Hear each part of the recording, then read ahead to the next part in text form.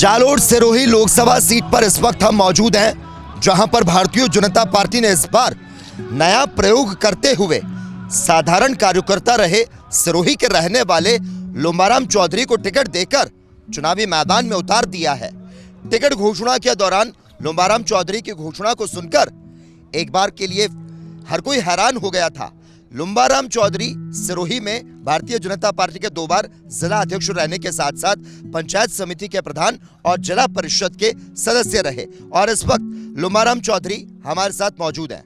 लुम्बाराम चौधरी जी, Jalore Lok Sabha seat से 3 बार लगातार जीत हासिल करने वाले देवजी पटेल के इस बार टिकट को काटकर लुम्बाराम चौधरी को टिकट देकर चुनावी मैदान में उतारा गया है।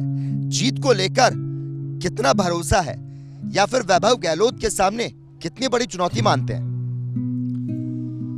मैं सबसे पहले तो हमारे श्रेष्ठ नेतृत्व को बहुत बहुत धन्यवाद देता हूं कि जिन्होंने एक कार्यकर्ता को और एक किसान को टिकट दिया, उसके लिए मैं बहुत बहुत बधाई देता हूं।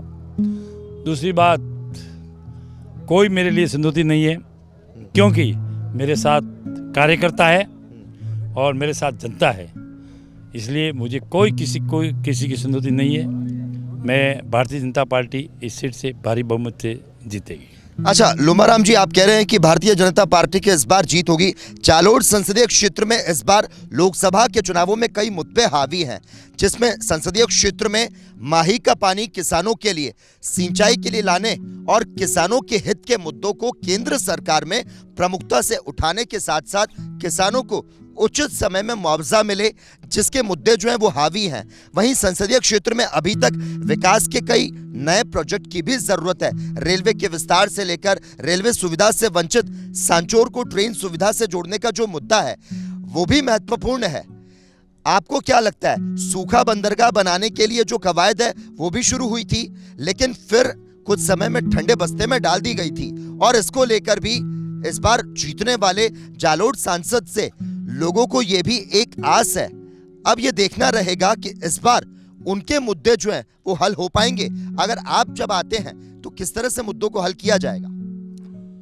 यहाँ पे सबसे बड़ा सिरोही जालोर के अंदर मुद्दा है, वो सबसे बड़ा है वो पानी का, और पानी के लिए मैं कई वर्षों से लड़ाई लड़ रहा हूँ। सिरोही में मैंने 32 बांध बनवा करके उस तत्कालीन मुख्यमंत्री वसुंधरा जी राजे, जो भाजपा की सरकार थी, उस समय हम और जनप्रतिनिधि हमारे सब मिल करके हमने प्रयास किया, उसमें सफल हुए।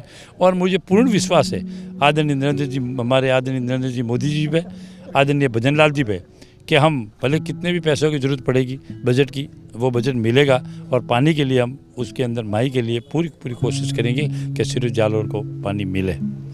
इसके साथ जवाई बांध है, 32 बांध है, ये 2-3 जो स्रोत है उस स्रोत के अंदर सिरोही और जालोर के लिए पानी के लिए हम लाएंगे। दूसरी आपने जो ट्रेन के लिए सिरोही से और जालोर को और सांचौर तक जोड़ने की हम पूरी कोशिश करेंगे। अच्छा लुम्बाराम जी, एक आखिरी सवाल आपसे करना चाहूंगा। भारतीय जनता पार्टी राजस्थान में किस आंकड़े को छुएगी, और अगर देश भर की बात करें प्रधानमंत्री नरेंद्र मोदी के नेतृत्व में, क्या लगता है इस बार क्या रहेगा? आपको पहले ही पता है, आदरणीय नरेंद्र मोदी जो कहते हैं वो करते हैं, और उन्होंने 400 पार करने का जो नारा लगाया है वो नारा बिल्कुल सक्सेस होगा। और राजस्थान के अंदर पहले जिस समय कांग्रेस सरकार थी उस समय भी जनता ने 25-25 सीटें दी थी। अभी तो भारतीय जनता पार्टी की यहाँ सरकार है और दिल्ली में भी भारतीय जनता पार्टी की सरकार बनने वाली है। 25 से 25 सीटें आएगी और सीटें आ करके ये सीटें लाख, यहाँ सारे कैंडिडेट जो जीतेंगे वो लाखों में जीतेंगे। बिल्कुल, तो लुम्बाराम चौधरी की बात में हमने आपको यहाँ पे बताई और उसके बाद में हम आपको यहाँ पर बता दें, पूरी तरह से आश्वस्त नजर आ रहे हैं कि भारतीय जनता पार्टी इस बार भी कमाल करके दिखाएगी और राजस्थान में भी और प्रधानमंत्री नरेंद्र मोदी के नेतृत्व में भी इस बार भारतीय जनता पार्टी कमल खिलाने जा रही है।